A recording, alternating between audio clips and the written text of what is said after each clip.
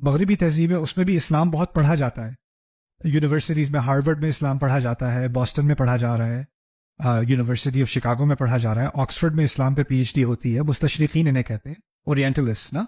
تو وہ ایمان کے نقطۂ نظر سے اسلام کو نہیں پڑھتے، ان کا وہ خدا کو نہیں مانتے کیونکہ وہ PhD تھیسس کر رہے ہیں. تو ان کا نظریہ یہ ہوتا ہے کہ یہ ایک تاریخی فنامنا ہے اور اس کو ہم کسی طرح سے بیان کریں کہ یہ کیسے ہوا، اسلام قرآن کیا ہے، کہاں سے آیا. تو مختلف قسم کے وہ تھیسس پیش کرتے ہیں. ان میں سے کوئی کہتا ہے کہ قرآن جو ہے یہ بہت سارے لوگوں نے مل کر اس کو جمع کر کے اور اس کو ایک کتابی شکل دی، وہ اس میں پورا وہ PhD تھیسس لکھ دے گا، اس کو ڈگری بھی مل جائے گی. کوئی اور آ کے کہے گا کہ یہ بعد میں جو ہے یہ ڈیولپ ہوا اور اس میں شروع میں یہ صورتیں نہیں تھیں، بعد میں یہ صورتیں آ گئیں اور اس پہ وہ پوری PhD تھیسس لکھ دے گا. تو یہ کیونکہ ان کے ذہن میں یہ بات آ ہی نہیں سکتی کہ کوئی چیز جو یاد کی گئی تھی وہ ویسی ہی رہے جیسے پہلے تھی. اور یہ ان کے ذہن میں اس لیے نہیں ہے کہ اگر فرض کریں میں اس گیم کو امریکہ میں ٹیلی فون کہتے ہیں، اگر میں آپ کے کان میں چپکے سے کچھ کہہ دوں اور میں آپ سے کہوں آپ چپکے سے ان کے کان میں کہہ دیں اور آپ ان کے کان میں کہہ دیں اور آپ ان کے کان میں کہہ دیں، اور اس طرح ہم پورے کراؤڈ سے گزر کے آخری بندے سے میں پوچھوں بھئی کیا کہا تھا، تو کیا ہونا ہے؟ میں نے بچوں کے ساتھ کئی دفعہ یہ ایکسپیریمنٹ کیا ہے. میں نے ایک پہلے بچے سے کہا تھا باب پنچڈ جو، باب نے جو کو مکہ مارا. اس نے دوسرے کے کان میں، تیسرے کے کان میں، چوتھے کے کان میں. جب 50ویں بچے تک پہنچے میں نے پوچھا کیا کہا تھا، کہتا ہے صلی اللہ علیہ وسلم.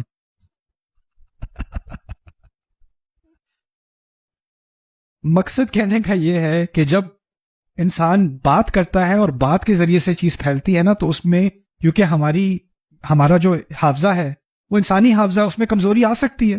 شاید مجھے کوئی بات یاد نہیں رہی، شاید مجھے کوئی لفظ یاد نہیں رہا، ہو سکتا ہے.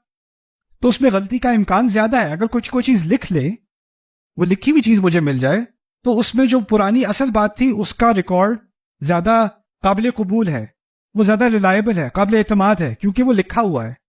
اور جو بات زبانی کہی گئی ہے وہ قابل اعتماد کم ہے. اور ہمارا جو دین ہے قرآن خاص کر، اس کی اصل میں کتابت نہیں ہے. ٹھیک ہے وہ مرتب ہوا ہے کتابی شکل میں اور اس کو جمع کیا گیا اور مصحف بنائی گئی، لیکن مصحف تو ایک آدھ تھی، یا پورے ایک گاؤں میں، پورے ایک شہر میں ایک آدھ مصحف آپ کو ملے گی. لیکن ہزاروں کی تعداد میں صحابہ قرآن کو یاد کر چکے، اوروں کو یاد کرا رہے ہیں، پھر وہ اور یاد کرا رہے ہیں. ان ساروں کے پاس مصحف نہیں ہے، قرآن کی ایک کاپی نہیں ہے ان کے پاس، وہ دل سے یاد کر رہے ہیں اور وہ پھیل رہا ہے اور پھیل رہا ہے اور پھیل رہا ہے اور پھیل رہا ہے. جو چیز زبانی یاد کر کے پھیلائی جاتی ہے اس میں تغییر کا اور اس میں حافظے کی کمزوری کی وجہ سے اونچ نیچ کا امکان زیادہ ہے یا کم ہے؟ زیادہ ہے.